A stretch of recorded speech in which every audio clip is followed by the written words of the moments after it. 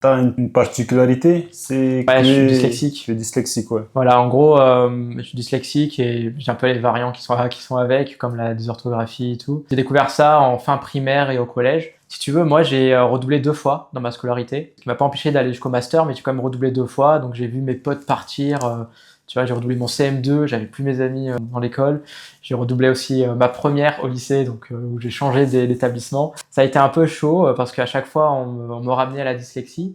Et finalement, j'ai trouvé énormément de réconfort dans le dessin parce qu'il n'y a pas de règles, il n'y a pas de contraintes. Tu dessines ce que tu veux, tu racontes comme tu veux et les gens comprennent ce qu'ils ont envie de comprendre et ce qu'ils peuvent comprendre. Et après, ben voilà. Et le dessin m'a sauvé plusieurs fois. La première fois quand j'ai arrêté de parler et la deuxième fois pendant toute ma vie où je trouve du réconfort. J'arrive à m'exprimer, j'arrive à raconter des choses où mon vocabulaire est beaucoup plus pauvre pour raconter quoi que ce soit. Et du coup, je passe par le dessin. Donc c'est un bon outil. Et toi, dans ton cas, comment on voit ta dyslexie? C'est quoi les... Petits symptômes, c'est par exemple, moi je fais énormément de fautes d'orthographe. Ok. Tu vois, j'ai beau faire un bac littéraire, une licence et un master d'auteur, en fait, je fais toujours énormément de fautes Ouais. et c'est vraiment catastrophique. Par exemple, j'ai aussi du mal à apprendre une langue étrangère. Bon, je m'en sors mieux en espagnol, mais tu vois, l'anglais, j'ai du mal. Chez le dyslexique ou les dysorthographiques, par exemple, on va subir plus facilement la pression. Tu vois, genre quelque chose dans ta vie qui va changer ton quotidien, tu vas le subir plus facilement. Par contre, tu vas un peu te dissiper au travail. Par exemple, quand on va te parler d'un sujet, tu vas parler d'autre chose. Quand on te donne une seule mission, bah en fait, tu es capable de partir à côté, quoi. Parce que ta mémoire, elle te fait des connexions avec plein de souvenirs, plein d'anecdotes,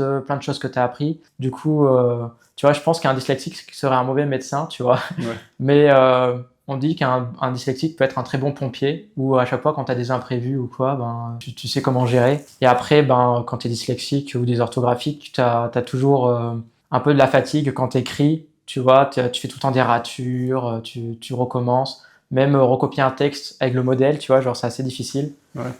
Je fais toujours des fautes. Donc voilà, c'est un peu ça.